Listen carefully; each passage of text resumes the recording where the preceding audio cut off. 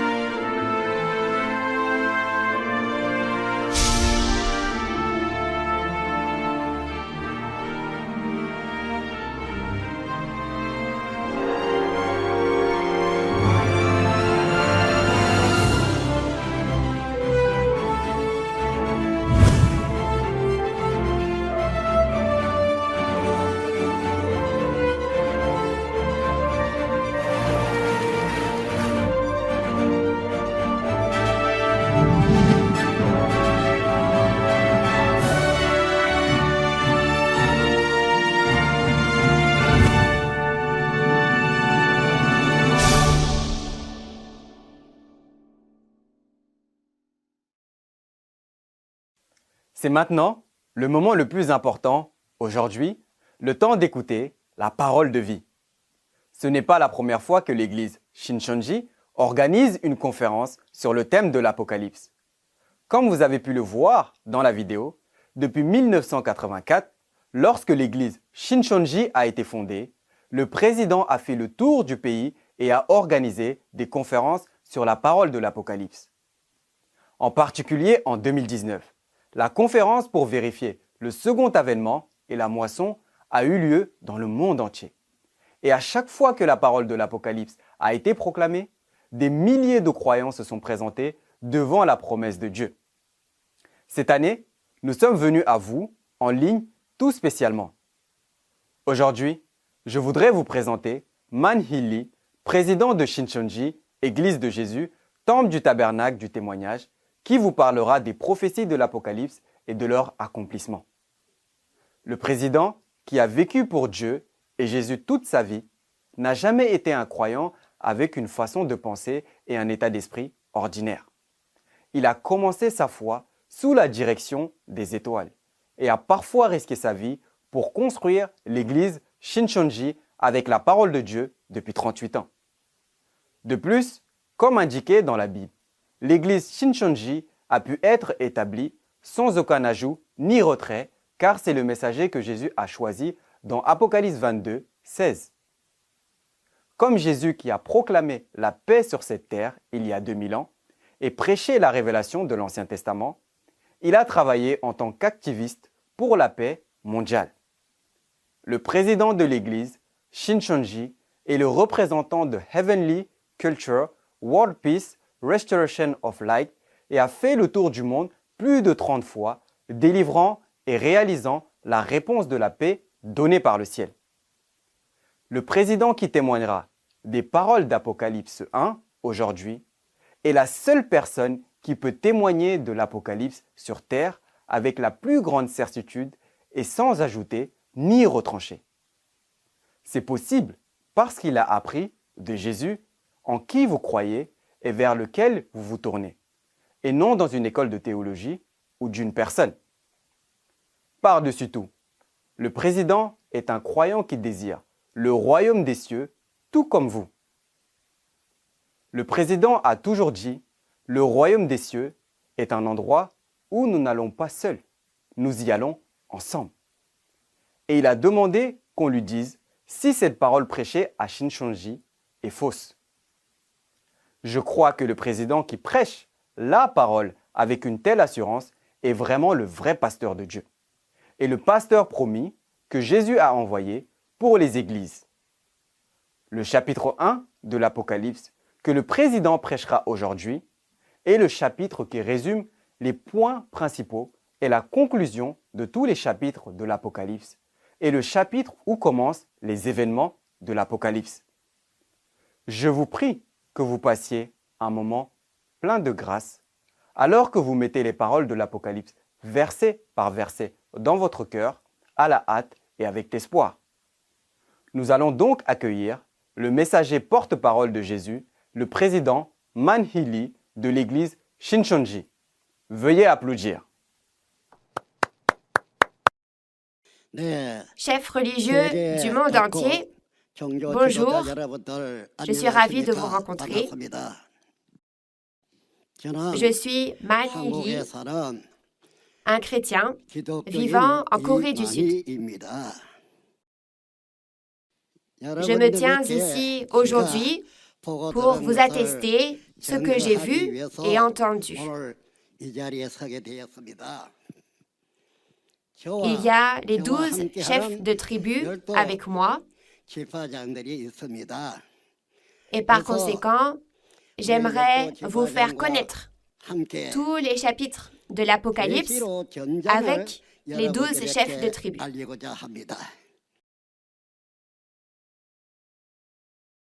Cet Apocalypse est la révélation donnée par Jésus. Le disciple Jean l'a écrite, n'est-ce pas? De plus, l'Apocalypse est une prophétie qui s'accomplira dans le futur. À l'époque, Jean a reçu cette révélation dans une vision et l'a écrite. Mais ce n'est pas la réalité, bien sûr. C'est une prophétie. Cependant, cette personne n'a pas prêché cette parole dans le monde entier de son propre arbitre. Puisque Dieu et Jésus m'ont dit, va dire aux églises ce que tu as vu et entendu, je délivre la parole de la révélation à travers cette vidéo. Les paroles de cette révélation que je prêche ne sont pas des prophéties, comme ce fut le cas pour Jean. Il s'agit de faire connaître aux églises du monde entier la signification des prophéties et la réalité accomplie selon les prophéties. Chers auditeurs, qu'est-ce qui est écrit dans cet Apocalypse? Cela fait 2000 ans que l'Apocalypse a été écrite. Cependant, il n'y a encore personne au monde qui connaît ce petit livre, l'Apocalypse, qui ne compte que 22 chapitres.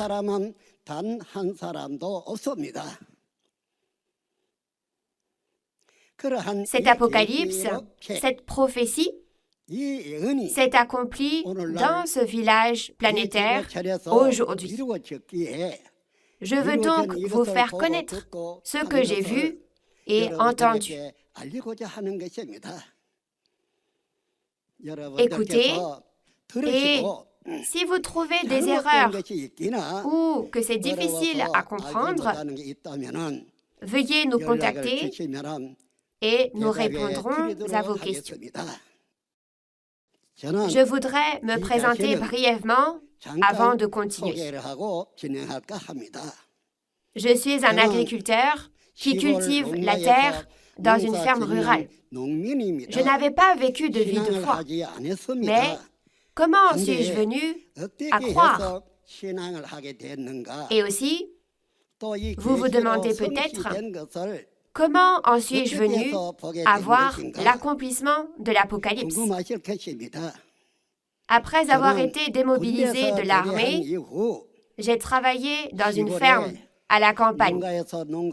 J'ai construit une ferme dans un endroit avec beaucoup de terres agricoles et j'y habitais. Et matin et soir, quand mon grand-père priait devant Dieu, je priais avec lui. C'était quand j'étais très jeune. Maintenant que j'y pense, j'ai prié matin et soir dans le champ, derrière la maison. Je ne sais plus quelle prière je faisais à ce moment-là. J'ai juste entendu mon grand-père dire qu'il y avait Dieu dans le ciel, dire de croire en Dieu et que je serais prospère si je donnais tout mon cœur à Dieu. Alors, à l'époque, quand j'étais enfant, je priais matin et soir dans l'idée donc de prier avec mon grand-père. Mais une nuit, une étoile plus grande que moi est apparue quand je priais. Une étoile très brillante est apparue, plus grosse que moi. Peut-être à 7 mètres au-dessus du sol. J'étais donc très, très surpris. La grande étoile est apparue si brillante qu'elle était difficile à regarder. Alors, ne sachant quoi faire, je suis rentrée chez moi et j'ai réveillé mon père. J'ai réveillé mon père qui dormait. Je lui ai dit avec précipitation, « Père, Père, une étoile est venue. Une étoile est venue. » Alors, il est sorti et quand il l'a vu, Mon père aussi a été surpris et il a dit « Oh, cette étoile est grande et brillante. Oh, elle est grande. » Et il a été surpris aussi. Autrefois, quand de grands hommes apparaissaient, des étoiles apparaissaient. Donc, je pense qu'un homme de grande valeur apparaîtra également dans notre pays. C'est ce qu'il a dit. Et à partir de ce soir-là, pendant 3 soirs, une grande étoile est venue. Ensuite, je suis montée sur une montagne, conduit par l'étoile, et j'ai promis à Dieu, avec mon propre sang, que je vivrai une vie de foi, que je croirai en Dieu et que je suivrai Dieu. C'était ainsi. Mais comment ai-je vécu cette vie de foi?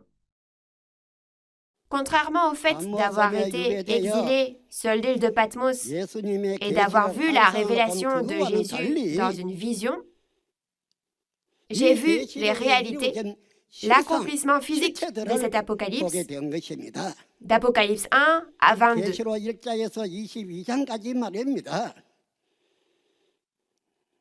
Alors moi qui ai vu ces choses, que dois-je faire?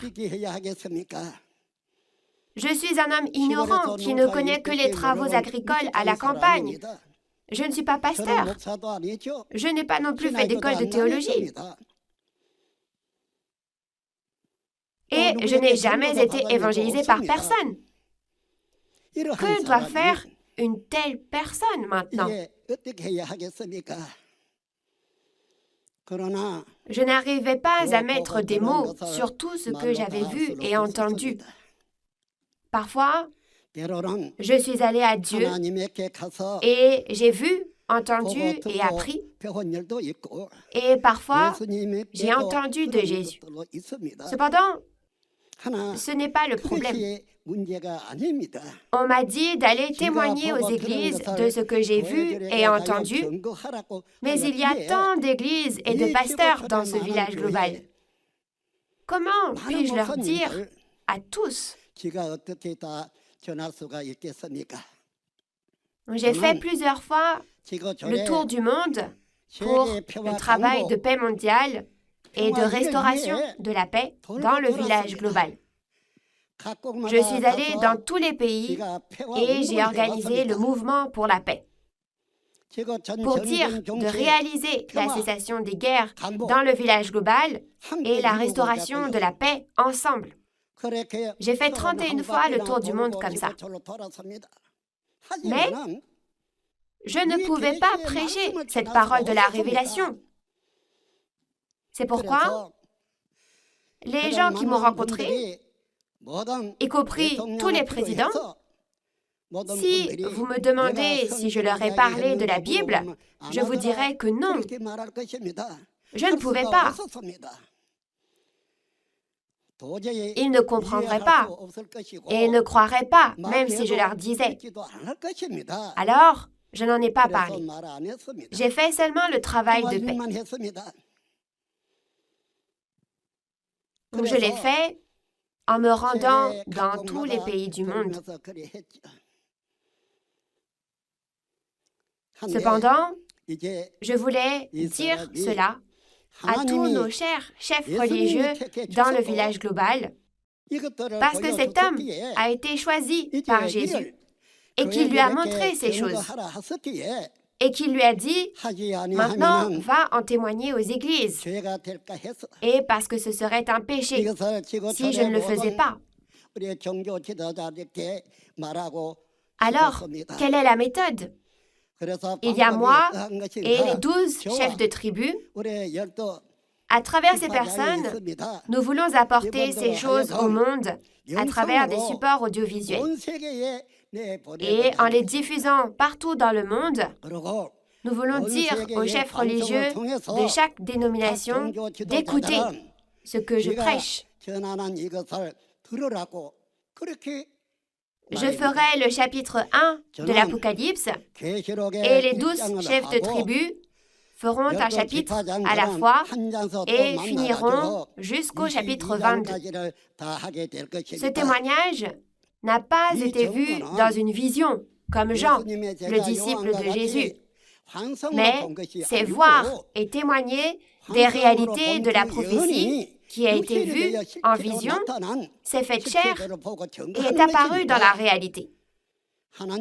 Dieu doit aussi accomplir les prophéties de l'Apocalypse, n'est-ce pas? Donc, comme cet homme a vu tout l'accomplissement des chapitres 1 à 22, les 12 chefs de tribu aussi ont vu ces faits, les ont réalisés et peuvent maintenant en témoigner. C'est pourquoi, moi et les 12 chefs de tribu, nous nous unissons et voulons faire connaître aux chefs religieux de chaque pays du monde tous les chapitres de l'Apocalypse. C'est pourquoi, s'il vous plaît, écoutez, ce n'est pas une entreprise humaine. Ce qui a été prophétisé il y a environ 2000 ans s'est accompli aujourd'hui sur cette terre, en Corée du Sud, le pays en Orient, à l'extrémité de la terre. C'est ce que nous voulons vous faire connaître. C'est exact. Dans cet apocalypse, Dieu, Jésus et les anges du ciel aussi apparaissent.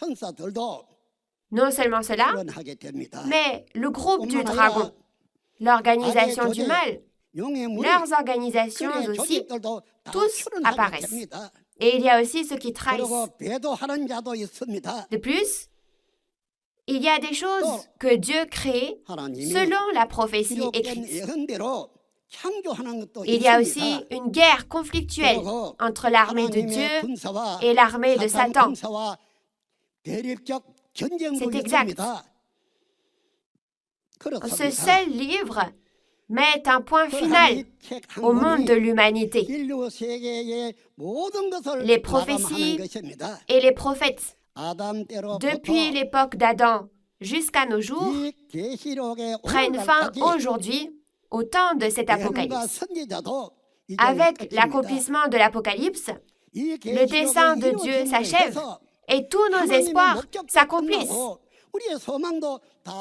Vivre dans ce village planétaire aujourd'hui ne peut pas être le sabbat. Si nous réalisons ce que Dieu veut réaliser, ce sera vraiment, littéralement, le paradis. Et le monde du royaume des cieux deviendra réalité. Cependant, beaucoup de personnes ne pourront pas toutes entrer au royaume des cieux. Beaucoup de personnes ne pourront pas toutes entrer au royaume des cieux. De plus, parmi les croyants, ceux qui ne savent pas, ne comprennent pas et ne croient pas les choses écrites dans cet apocalypse, ne pourront pas entrer au royaume des cieux. Seuls ceux qui entendent cette parole, en vérifient la réalité et y croient, peuvent accueillir le Seigneur du second avènement en ayant une foi parfaite et entrer dans le royaume de Dieu, le royaume des cieux. Par conséquent, il est écrit que si vous ajoutez ou retranchez au chapitre 1 à 22 de cet apocalypse, vous ne pourrez pas entrer dans le royaume des cieux. C'est écrit ainsi dans Apocalypse 22, versets 18 et 19. En conséquence, le contenu de ce seul livre est supérieur au contenu de tous les 66 livres de la Bible. C'est le genre de livre qui met un point final à toute l'œuvre de Dieu qui a duré 6000 ans. Chers auditeurs, tout comme Dieu l'a accompli dans le ciel, cela se fera aussi sur cette terre. Et après cela, le ciel deviendra un avec cette terre, et cela deviendra un monde saint où Dieu règne. Tel est le cas. Par conséquent, croire ou ne pas croire dépend du cœur et du fait de réaliser ou de ne pas réaliser pour celui qui écoute. Nous voulons seulement prêcher au monde tel que nous avons vu et entendu. J'espère que les chefs religieux écouteront, vérifieront et croiront afin que nous puissions servir Dieu ensemble dans le royaume des cieux et vivre ensemble pour toujours, vous et moi. Veuillez écouter attentivement chaque chose, une par une. Veuillez aussi vérifier. J'aimerais que vous fassiez ainsi. Commençons maintenant par Apocalypse chapitre 1. On dit Apocalypse de Jean car c'est Jean qui a écrit la révélation. À qui appartient cette révélation écrite par Jean? C'est écrit que c'est la révélation de Jésus-Christ. Et que signifie le mot révélation? Ouvrir et montrer. Donc, dans l'Apocalypse de Dieu, chapitre 5, il y a un livre dans la main droite de Dieu, scellé de 7 sceaux, et Dieu l'avait avec lui. Personne ne pouvait le regarder ni le connaître. Dieu ne l'avait-il pas avec lui? Mais Jésus a pris ce livre, en a ouvert les 7 sceaux, a tout ouvert et l'a montré, n'est-ce pas? Alors, ce que Jean a vu était une révélation en vision. La révélation en vision. Il a vu la prophétie, n'est-ce pas? Avant que cela ne s'accomplisse. Avant que ce qui est écrit dans l'Apocalypse ne s'accomplisse. Ce qui a été montré à Jean et ce que Jean a vu était la révélation en vision, la prophétie. Cependant, aujourd'hui, cet homme et les 12 chefs de tribu ne font pas référence à une révélation en vision, ni à une révélation prophétique. Il s'agit de témoigner de l'accomplissement physique et de la réalité de la révélation montrée en vision sous forme de prophétie. Chers auditeurs, vraiment écoutez bien. On dit la religion, mais ce n'est pas un concept abstrait. La religion, c'est la promesse de Dieu. Et si Dieu faisait une promesse et ne la tenait pas, que se passerait-il? Dieu promet et accomplit ce qu'il a promis. Il accomplit tout sans ajouter ni retrancher. Et il dit à ceux qui voient, entendent et croient de ne pas ajouter ni retrancher. Donc, la révélation de Jésus-Christ, cette révélation de Jésus que Dieu lui a donnée. À qui? Il l'a donnée à Jésus, le Fils de Dieu. Il lui a donné le livre scellé pour qu'il l'ouvre, n'est-ce pas? C'est pourquoi il est dit que c'est la révélation de Jésus-Christ. Et le contenu suivant, c'est pour montrer à ses serviteurs les choses qui doivent arriver bientôt et qu'il a fait connaître par l'envoi de son ange à son serviteur Jean. Alors, ce Jean, n'est-ce pas Jean, le disciple de Jésus? Mais à l'époque, c'était une vision, bien sûr, pas la réalité physique. Au temps de la réalité physique, les réalités apparaissent exactement selon cette parole. Il faut que ce soit ainsi pour que ça s'accomplisse, n'est-ce pas? Alors, il est dit que ce sont des choses qui arriveront bientôt. Quelles sont les choses qui arriveront bientôt? Cela fait référence à l'accomplissement des prophéties des chapitres 1 à 22 d'Apocalypse. À qui veut-on montrer les choses qui vont arriver bientôt? C'est écrit aux serviteurs. Les serviteurs. Dans Apocalypse 7, quand on regarde, le nombre des 144 000 scellés fait référence aux serviteurs. Les 144 000 sont les 12 tribus. Et ces 12 tribus sont composées chacune de 12 000 personnes, ce qui fait 144 000. Afin de leur montrer ces choses, un ange a été envoyé pour donner des instructions. À qui? À Jean. Il a été envoyé à Jean pour lui donner des instructions. Ainsi, un ange vient délivrer les instructions de Dieu à Jean. Alors, ne doit-il pas faire ce qu'on lui a dit? Alors, Jean atteste de la parole de Dieu et de ce qu'il a vu. Qu'a-t-il vu? Tous les chapitres de cet Apocalypse, bien sûr. Il a vu cela s'accomplir. Il a vu tout cela. Il a fait ainsi. Alors, si c'est le cas, c'est la question que nous devons nous poser ici. Bien sûr, c'est la révélation de Jésus. Cependant, ce Jean, Dieu a envoyé un ange pour l'instruire. Et Jean a témoigné de la parole de Dieu et de tout ce qu'il a vu. Par conséquent, c'est Jean qui témoigne et Dieu a donné les instructions à Jean pour qu'il voie et témoigne ces choses, les choses qui doivent arriver bientôt, tous les chapitres de l'Apocalypse. Ces choses-là, ses serviteurs, les 12 tribus à accomplir. À ces personnes dont on parle dans Apocalypse 7, il a reçu l'ordre de témoigner. Et Jean a témoigné de tout. C'est ce que cela signifie. Alors, qui est le pasteur promis de Dieu ici? C'est Jean. Dieu n'a-t-il pas envoyé un ange pour aller vers Jean et l'instruire? Ainsi, ici, Jésus, bien sûr, vient en esprit et sera avec lui. Cependant, dans la chair, le pasteur que Dieu a choisi et promis est ce Jean. Ne faut-il pas savoir qui il est?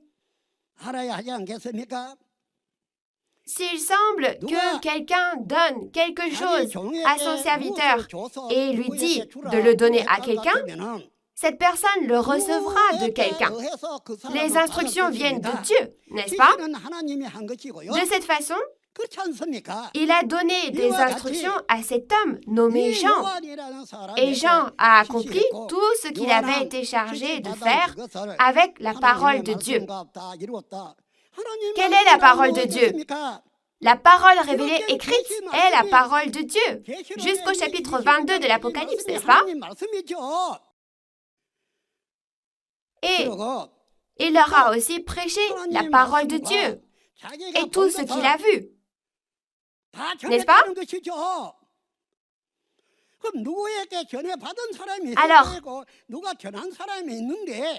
Alors, il doit y avoir quelqu'un de qui il a reçu et il y a quelqu'un qui l'a délivré. Cette personne qui prêche, la personne qui prêche tout ce que Jean a vu et entendu, c'est Jean. Pourquoi? Dieu n'a-t-il pas donné des instructions à Jean par l'intermédiaire d'un ange? Et Jean a dit qu'il a témoigné de la parole de Dieu et de tout ce qu'il a vu. Alors, le pasteur promis, c'est Jean, n'est-ce pas? N'est-ce pas? Ce n'est pas de la flatterie. Cela n'exclut pas non plus Jésus. Si vous lisez tous les chapitres, vous le saurez.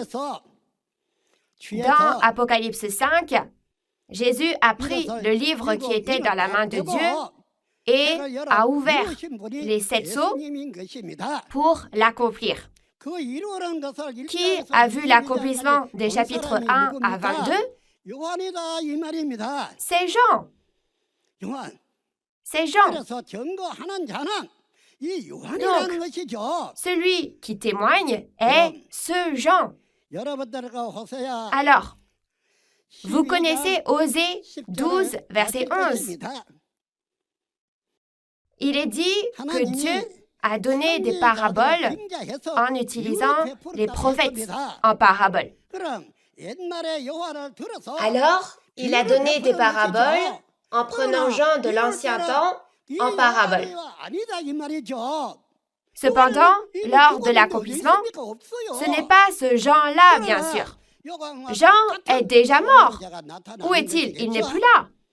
Cependant, une personne de devoir semblable à Jean apparaît, n'est-ce pas? Vous devez y réfléchir. Il faut savoir cela. Une autre chose, pour vous aider à comprendre cette parole, est qu'il y a longtemps, Jésus a reçu et mangé le livre scellé dans Ézéchiel, chapitre 3. Et Jésus est venu et il a prêché, n'est-ce pas? Après une longue période, bien après cette parole prophétique, il est rapporté dans Matthieu 15, 24 que Jésus a reçu et mangé le livre en rouleau. Il est venu et l'a prêché. De la même manière, aujourd'hui aussi, comme mentionné maintenant dans le chapitre 1, versets 1 et 2, des instructions ont été données et reçues. Puis, dans Apocalypse 10, l'ange a apporté un livre ouvert. N'est-ce pas le livre scellé dans la main de Dieu? Maintenant que Jésus en a ouvert tous les sceaux, il a été ouvert. C'est exact. Il a apporté le livre ouvert et l'a donné à Jean, et Jean l'a pris et l'a mangé. Le livre est passé donc de la main de Dieu à la main de Jésus, de la main de Jésus à celle de l'ange, et de la main de l'ange à Jean, qui l'a reçu et l'a mangé. Et il a été dit à ce Jean de le faire connaître à nouveau aux nations, peuples, langues et rois. Alors, Jésus a aussi reçu, mangé et prêché le livre, et ce Jean a aussi reçu, mangé et prêché le livre. C'est pourquoi il est dit que c'est à travers l'ange que le livre est apporté et que c'est l'ange qui donne l'ordre à Jean. Ce Jean, c'est bien sûr celui à qui il continue de parler depuis Apocalypse 1 à 22. Et Jean a vu tous les chapitres de 1 à 22. Alors, qui est la réalité de cette prophétie? Puisque ce Jean a tout vu, il sait tout ça. Comprenez-vous? Chers auditeurs, toute l'œuvre de Dieu prend fin dans ce seul livre, le livre de l'Apocalypse. Il y a la guerre dedans et il y a beaucoup d'autres choses. Et le peuple de Dieu et le royaume de Dieu que Dieu crée dans cet apocalypse sont également écrits ici. Ils sont créés tels quels. Tels quels. Le nouveau royaume et le nouveau peuple de Dieu sont créés. Il ne s'agit pas des fils du royaume qui étaient là avant. Ils sont les 12 tribus de Dieu, soit la famille de Dieu, qui sont créées lorsque cet apocalypse s'accomplit. Donc, ne devrions-nous pas essayer de découvrir cette vérité dans ce livre? Il faut savoir, quelle que soit la grandeur d'une prophétie, elle n'aura pas de valeur. Elle n'aura de valeur que si elle est accomplie dans la réalité. Cependant, aujourd'hui, cet apocalypse s'est accompli physiquement dans la réalité et les réalités sont apparues. Il faut que ce soit ainsi, n'est-ce pas?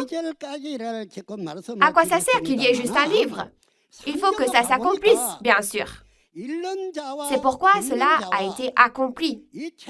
Alors, j'ai parlé jusqu'au verset 2 maintenant.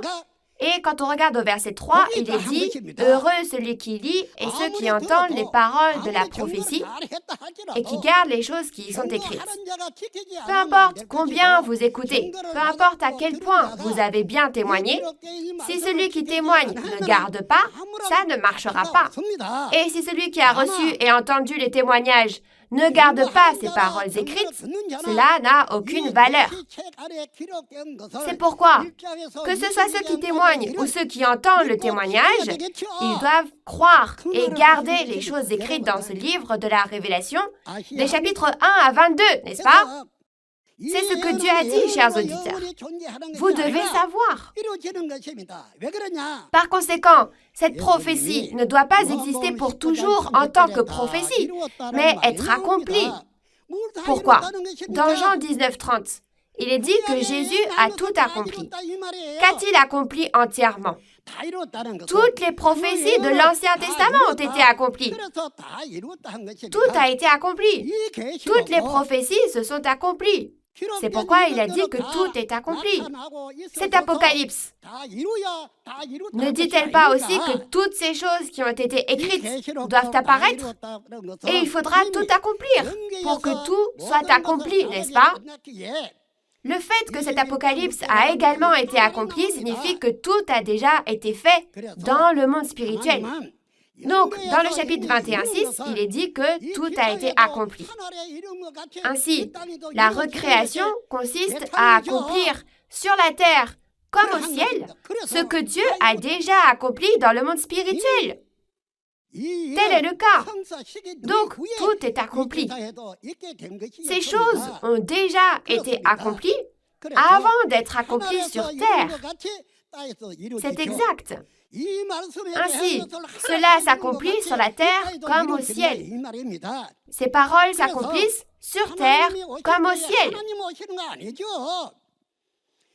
Alors, quand Dieu vient, il n'y a pas que Dieu qui vient. Quand on regarde dans Apocalypse 21, il y a la ville sainte créée par Jésus dans le ciel. Il vient avec, n'est-ce pas? Les pierres de fondation de la ville sont les 12 disciples de Jésus. Alors, quand Jésus est parti, la raison en est qu'il est allé nous préparer une place. Et quand la place est prête, il l'a apportée et il a dit que nous y vivrions avec lui tous ensemble. C'est exact. Donc, de la même manière, si cela s'accomplit sur la terre comme au ciel, il y a des choses qui sont accomplies dans le ciel et les choses sur cette terre en sont l'ombre. Et elles doivent être faites selon le modèle. Lorsque le monde spirituel et le monde physique sont créés de la même manière, alors le monde spirituel vient au monde physique et s'unit à lui. C'est ainsi. Et quel est le prochain contenu? Si vous lisez le chapitre 1 de cet Apocalypse, vous pouvez penser que tout est déjà terminé dans le chapitre 1. Mais ce n'est pas le cas. En ce qui concerne le contenu du chapitre 1, Jean a vu tous les chapitres d'Apocalypse 1 à 22.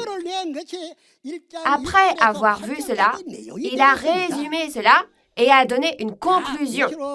C'est donc le contenu des versets du chapitre 1, versets 1 à 8. On lui a dit d'écrire ces choses après avoir tout vu jusqu'à Apocalypse 22. Donc, la conclusion a été écrite au chapitre 1, versets 1 à 8. Maintenant, au verset 4, il est dit qu'il a écrit des lettres aux 7 églises. Cela, Jean l'a fait en utilisant le contenu des lettres dans Apocalypse 2 et 3. Le contenu des lettres, donc c'est parce que le chapitre 1 est un résumé de tous les chapitres.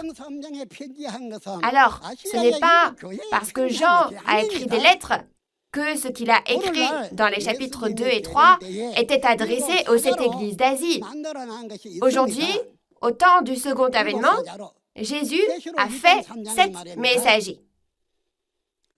7 messagers dans Apocalypse chapitre 2 et 3. Et c'est de ça que ça parle. C'est pour ça que c'est écrit qu'il leur envoie des lettres. Ensuite, quand on regarde au versets 5 et 6, il y a les prêtres, n'est-ce pas? Qui sont ces prêtres? Ceux qui ont été libérés du péché par le sang de Jésus. Puis, quand on regarde dans Luc 22, 14 à 20, la nuit de la Pâque, Jésus a parlé à propos de son sang. Cette nourriture de la Pâque est le sang et la chair de l'agneau. C'est le sang et la chair de Jésus. Il a dit qu'il n'en mangerait pas jusqu'à ce que cette Pâque soit accomplie dans le royaume de son Père. Alors, allons dans le royaume du Père. Si nous allons voir dans Apocalypse 5, versets 9 à 10, il est dit que Jésus a racheté des personnes avec son propre sang et en a fait le royaume et des prêtres de Dieu. Donc, c'est le sang de Jésus. Alors, maintenant, dans les versets 5 et 6, il y a le mot « prêtre ».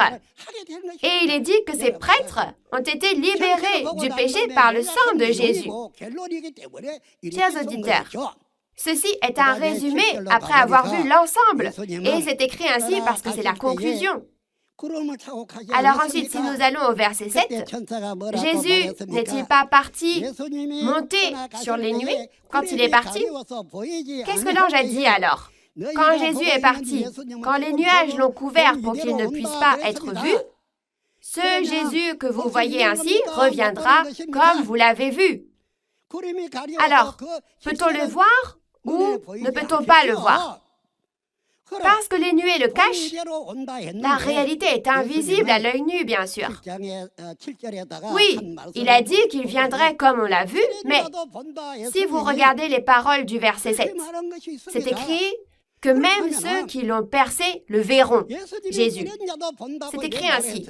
Alors, si c'est écrit que ceux qui ont percé Jésus le verront, alors oui, ceux qui ont percé Jésus à l'époque ont un esprit, donc leur esprit le verront, bien sûr. Mais qui est la réalité de ceux qui l'ont percé aujourd'hui, au temps du second avènement? Nous pouvons le voir dans Apocalypse chapitre 11, n'est-ce pas? Comme on le voit dans Matthieu 25, c'est même dit que ce que vous avez fait au plus petit d'entre mes frères, c'est à moi que vous l'avez fait. C'est pourquoi il est dit que même ceux qui l'ont percé le verront. Au verset 9, ce Jean a été exilé sur l'île de Patmos et a reçu cet apocalypse. C'est exact. Jésus, d'une voix forte, a choisi un homme, n'est-ce pas? Ainsi, quand il l'a choisi, Jean parle maintenant du commencement, autre que ces paroles qui ont été dites jusqu'au verset 8.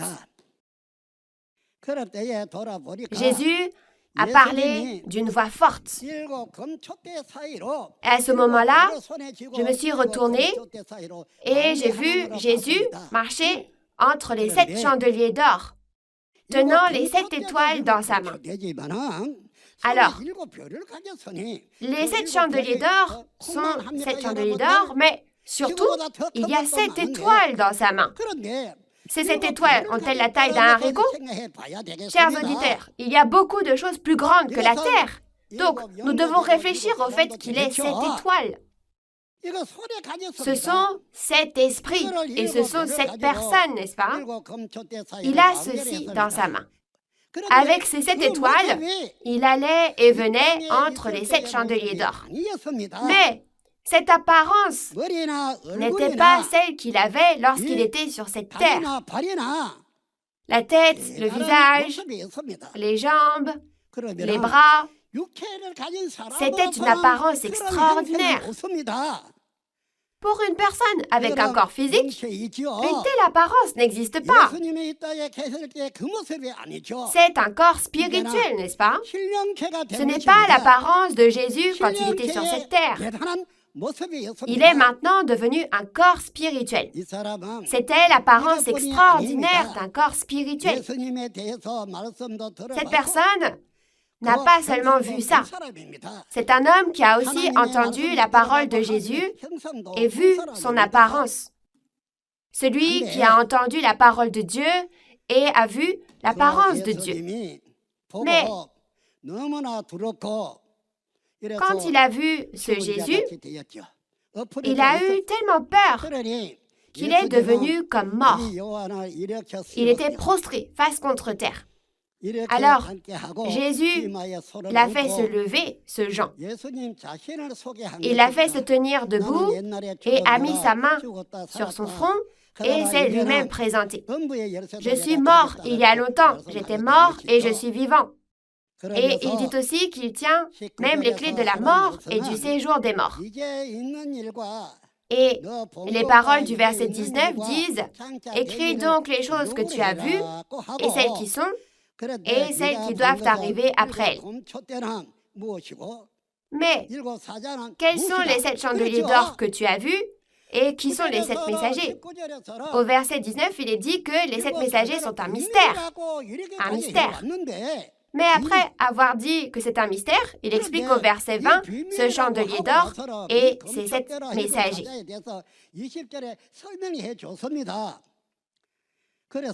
C'est exact. C'est ainsi qu'il a révélé ses secrets à ce Jean. Il a également enseigné à ce Jean l'organisation de Satan, le secret de la prostituée dans Apocalypse 17, verset 5.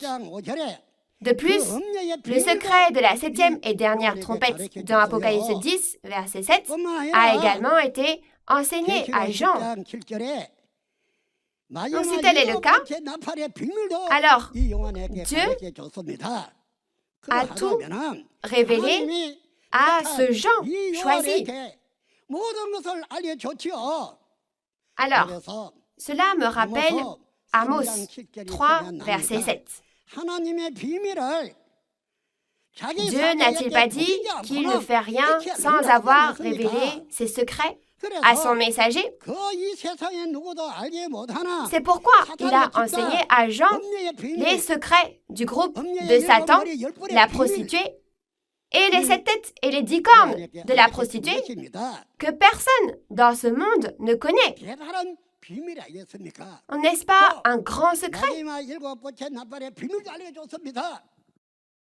Il a également révélé le 7e et dernier secret. Que se passe-t-il lorsque la 7e et dernière trompette sonne? Le royaume du monde devient le royaume de Dieu, n'est-ce pas? Le royaume du monde devient le royaume de Dieu. Qu'a-t-il dit d'autre?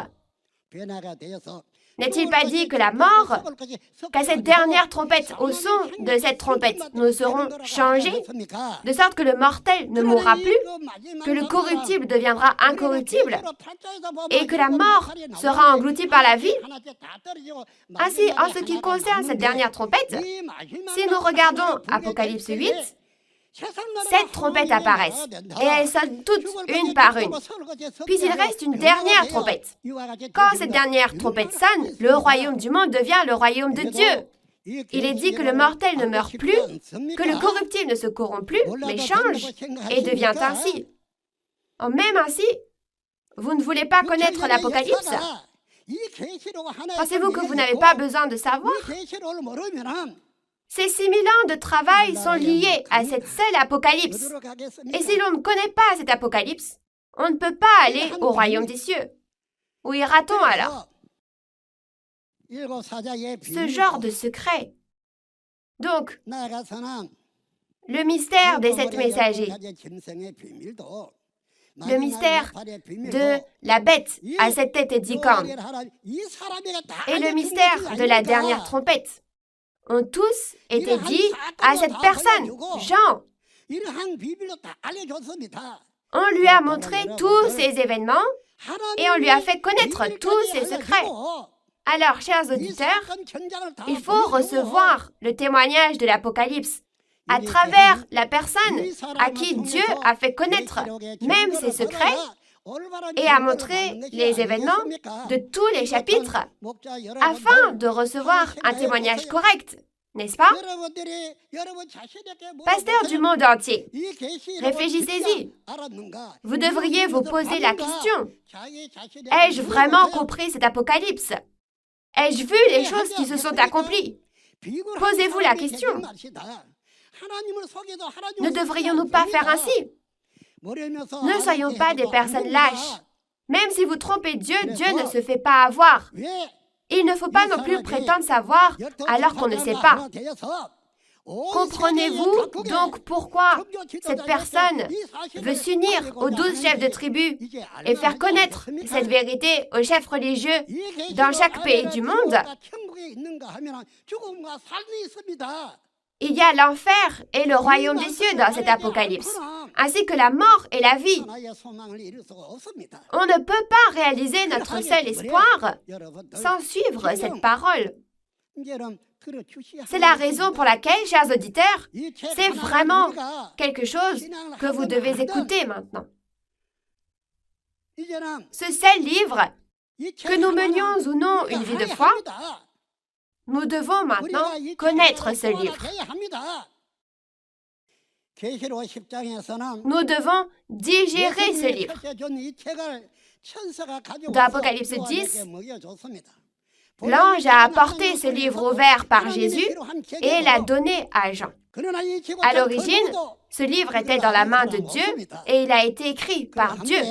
Mais personne dans ce village planétaire ne le sait. Cependant, Jésus l'a ouvert et l'a accompli et il a donné le livre à Jean pour qu'il le mange. Où est-il? Il doit être dans le ventre de Jean, n'est-ce pas? Alors, si vous interrogez cette personne sur l'Apocalypse, vous connaîtrez la signification et la réalité des prophéties. Pourquoi n'aimez-vous pas cela? Ce ne sera pas quelque chose que vous n'aimerez pas. Ne devriez-vous pas savoir? Ne devriez-vous pas savoir ce qui est écrit, ce qu'il se passe et comment, et quel en est le résultat? À tous les chefs religieux, vous vous êtes bien efforcés pendant de nombreuses années. Je le sais bien. Vous avez traversé beaucoup d'épreuves.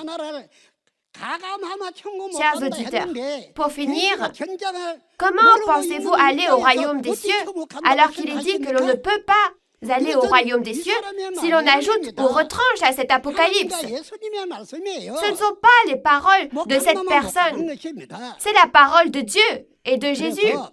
S'il est dit qu'on ne peut pas y aller, alors on ne peut pas y aller. Donc, chers auditeurs, si on vous demande « Avez-vous vu la réalité de cette parole ?» C'est sept messagers établis par Jésus. Quels sont leurs noms et à quoi ressemble leur visage? Ne devriez-vous pas pouvoir répondre? Chefs religieux, le savez-vous? Pouvez-vous répondre? Oui, cette personne sait. Je les ai vus. Je connais leurs noms. Je sais tout. Avez-vous vu l'organisation de Satan et l'organisation appelée les Nicolaïtes qui est entrée dans les chapitres 2 et 3? Oui, cette personne l'a vu. Cette personne a vu la réalité de cette prophétie qui est écrite du chapitre 1 au chapitre 22. Et Jésus a ordonné à un ange de tout lui dire, même les secrets.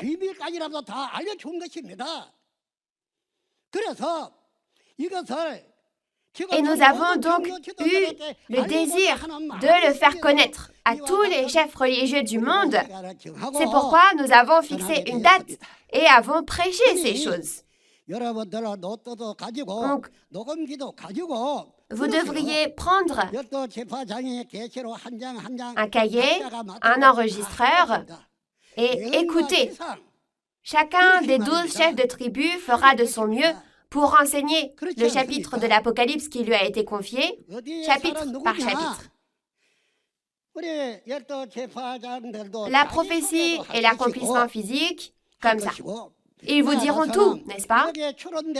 Où ils habitent, qui ils sont. Nos 12 chefs de tribu se présenteront également. Et en plus, ils vous parleront de tous les personnages qui sont apparus ici. Ils vous parleront non seulement de ce qui est dans la Bible, mais aussi de la réalité de cette prophétie. Alors, qui a déjà témoigné ainsi et où? Donc, le témoignage de cet apocalypse, qui fait connaître ces choses à tous les chefs religieux du village mondial, consiste à vous prêcher même la réalité qui apparaît à travers cette prophétie. Cependant, comme cela peut être considéré comme de la diffamation, nous ne pouvons pas donner tous les noms en entier. Vous devez savoir cela, chers auditeurs, n'est-ce pas? Si nous faisons les petites choses sans sincérité, ce royaume des cieux et cette vie éternelle que nous espérons ne feront que s'éloigner. Chers auditeurs, quand la vie éternelle commence-t-elle? Jésus aussi a parlé de la vie éternelle plusieurs fois. Tout le monde dit la vie éternelle parmi les organisations religieuses. Mais quand vivra-t-on éternellement? Il faut le savoir. Il a dit que ça s'accomplit sur la terre comme au ciel. Mais avec quoi et comment est faite la ville sainte Nouvelle Jérusalem d'Apocalypse 21? Jésus a dit qu'il irait faire notre place et que, quand il aurait fini, il viendrait et vivrait avec nous dans ce lieu. Donc, parce que Jésus l'a faite, c'est la nouvelle Jérusalem. Nouvelle a été ajoutée. Ce n'est pas l'ancienne, mais la nouvelle Jérusalem. La ville sainte, nouvelle Jérusalem. Comment a-t-elle été construite? Qui a été sa fondation? C'était les 12 disciples de Jésus. C'est pourquoi il est écrit que c'est Jésus qui a fait la ville sainte de Jérusalem. Quand elle sera achevée, Jésus viendra avec la ville sainte Nouvelle Jérusalem. Il vient. À ce moment-là, ne devrait-il pas y avoir 12 tribus sur cette terre, comme cela s'est accompli dans le ciel? Et ne devrait-il pas y avoir 12 tribus scellées, nées de la semence de Dieu? Ce n'est qu'alors que le ciel et la terre pourront devenir un dans la même position et la même situation, bien sûr. C'est pourquoi Jésus et Dieu, la ville sainte, le royaume des cieux du ciel, viennent ici. Ils viennent ici. Ils viennent à cet endroit qui s'est accompli sur la terre comme au ciel. Alors, si on sait ce qui s'est accompli dans le ciel, ne saura-t-on pas aussi ce qui a été accompli sur cette terre? Si c'est le cas, si on le sait, alors il faut créer sur cette terre comme au ciel, bien sûr. Ne pensez-vous pas?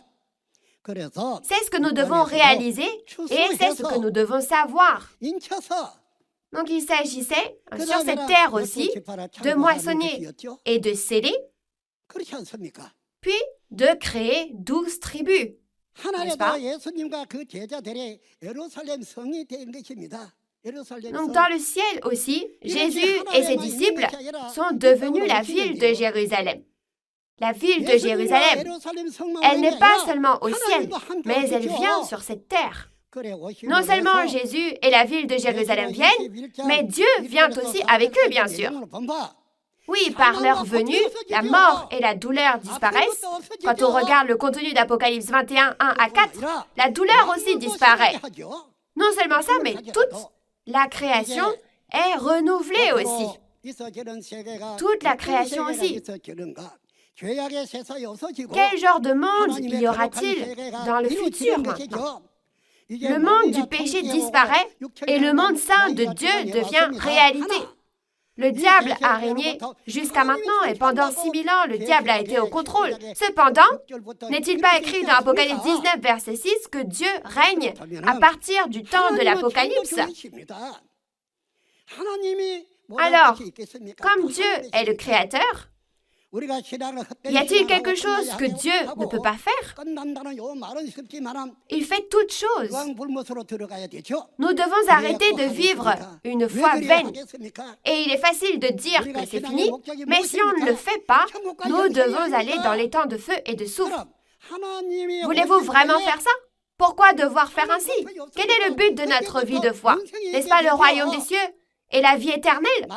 Alors quand Dieu vient, il n'y a ni mort, ni douleur. Donc il y a la vie éternelle à partir de ce moment-là. Il est dit qu'au temps de la dernière trompette, nous serons changés pour que le mortel ne meure point et que le corruptible ne se corrompt point. La dernière trompette. C'est quoi la dernière trompette? La 7e trompette, bien sûr. La 7e trompette. Au son de cette 7e trompette, nous serons changés et nous participerons à la première résurrection. Vous ne savez pas? Le ver à soie mange des feuilles de mûrier et devient une nymphe. La nymphe éclot ensuite et devient un papillon, n'est-ce pas? Aujourd'hui, nous aussi, nous devons manger la parole de vérité de Dieu, manger le fruit de l'arbre de vie pour que ça marche. Si nous mangeons le fruit du bien et du mal, le mensonge et la fausseté, notre esprit ne meurt-il pas? Il meurt. Si vous le nourrissez avec n'importe quelle feuille, n'importe quelle herbe, mourra-t-il ou vivra-t-il? Il ne peut pas vivre. C'est seulement en mangeant cette parole de la promesse de Dieu, la vérité, que l'on peut ressusciter, la résurrection. De cette façon, la résurrection ne consiste pas à être malade et à mourir. C'est pourquoi on a appelé cela la vie éternelle. Dieu est là. Pourquoi nous laisserait-il mourir? Maintenant, Dieu règne. Et ce genre de monde est devenu réalité. Chers auditeurs, à quel point je suis ignorant. Comment vais-je faire pour aller dans les églises aujourd'hui et témoigner que l'Apocalypse s'est accompli? Et qui m'acceptera dans ces églises si j'y vais? J'y ai réfléchi encore et encore. Et c'est comme ça que cette fois, vous pouvez écouter la vidéo avec nos 12 chefs de tribu depuis chez vous, n'est-ce pas? Je me suis dit que je devais transmettre cela à chaque chef d'église par support audiovisuel. Les chefs d'église doivent enregistrer cela et le transmettre à leurs propres fidèles, bien sûr. Ce sont vos fidèles, n'est-ce pas? Je pense qu'il faut que vous en parliez à vos fidèles pour qu'ils puissent croire et aller au royaume des cieux. S'il vous plaît, faites ainsi, en enregistrant. Tout ce que vous avez à faire, c'est de le faire écouter aux fidèles. C'est tout. Dans Apocalypse 7, il y a 144 000 scellés, 12 000 par tribu, 144 000, puis la multitude en blanc apparaît au milieu de la grande tribulation. Cette multitude en blanc aussi, ce sont ceux qui ont été libérés du péché par le sang de Jésus. Chers auditeurs, si vous entendez ces paroles et que vous y croyez et que vous l'acceptez, alors devenez-un avec nos 12 chefs de tribu ici. Quand cette personne est allée aux quatre coins du monde, quand nous avons fini nos discours, qu'est-ce que cette personne a dit? We are one, n'est-ce pas? Nous avons dit que nous sommes tous un. Et après avoir entendu ces paroles maintenant, les gens qui deviennent un avec cette parole sont We are one, n'est-ce pas?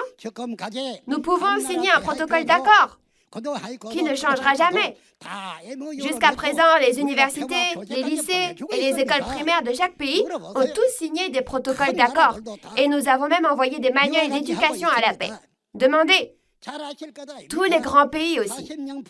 Ils font comme ça. Je suis sûre que vous le savez bien. Le conflit religieux qui durait depuis 40 ans à Mindanao, aux Philippines. 120 000 personnes ont été sacrifiées. Qui l'a résolu?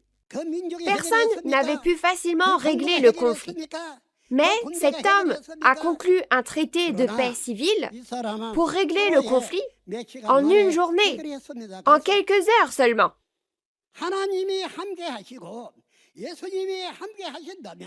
En allant sur place, si Dieu est avec lui et si Jésus est avec lui, les paroles de cet homme ne sont pas ses paroles.